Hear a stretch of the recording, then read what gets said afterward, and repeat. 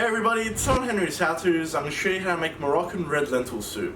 Let's get straight into it. Okay, so we're going to start by preparing our ingredients first. So I've got one brown onion here.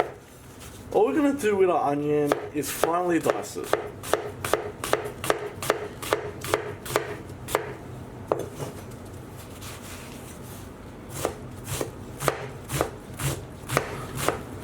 Next we're going to bring across one celery stalk.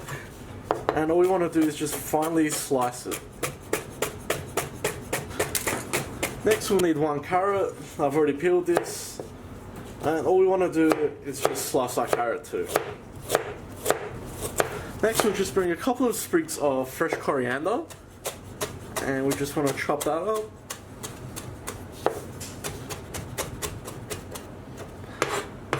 Just like so. And next we'll bring across 3 fresh garlic cloves and we'll just smash those. Okay, let's move on to our stove. So just into a large pot on a medium to high heat, we'll add about 3 tablespoons of oil.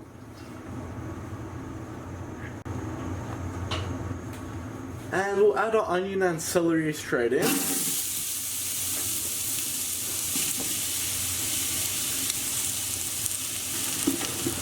So we just want to fry this until they soften and brown. Alright, so that's looking pretty good. So next we'll add in our garlic, chopped coriander and carrots.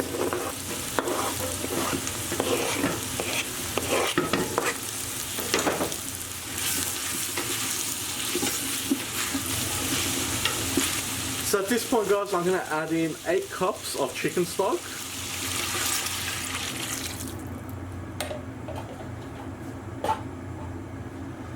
We'll add 1.5 cups of red lentils. We'll season with 1 teaspoon of salt, half a teaspoon of black pepper, half a teaspoon of ground turmeric, a teaspoon of curry powder, and I'm also going to add in 1 teaspoon of dried thyme. So let's just mix that together.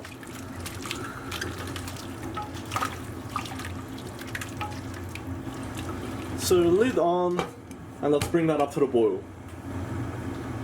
Alright guys, so once it reaches the boil, we'll turn the heat down to low to medium, and we want to let that simmer for about 25 to 30 minutes. Okay guys, so we're at the 20-minute mark now.